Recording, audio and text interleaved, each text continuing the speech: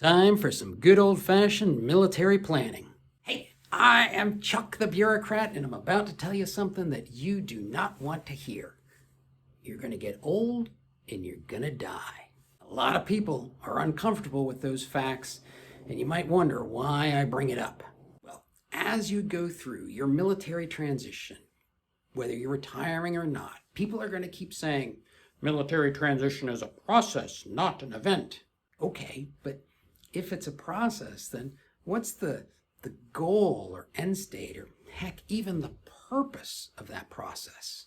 I argue that a major goal of this whole military transition is to create a world that you and your family want to live in.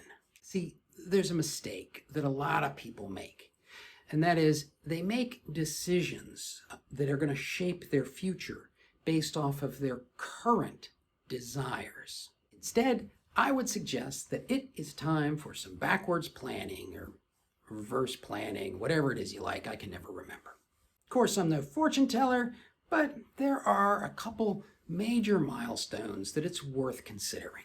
As you age, your ability to do physical activities will decline. At some point, you're just going to be dependent on other people to help you do major things like move from one house to another. Eventually, your reflexes and vision are going to decline to the point that, hey, you really shouldn't be driving. For a lot of people, there's either going to be some sort of family intervention where they try to take away the keys, or there'll be an accident, or some doctor will make the call. As you go through military transition, and particularly military retirement, where you're trying to organize all these financial aspects of your retirement and your estate, give some thought to the later stages of your retirement. You want to be looking out for and taking care of that future older version of yourself who really is counting on you to make the right decisions to put them in the right place. You guys know from other videos that one of the earliest transitioning considerations that you have is, what do you want to do? Where do you want to do it? And when do you want to time that transition?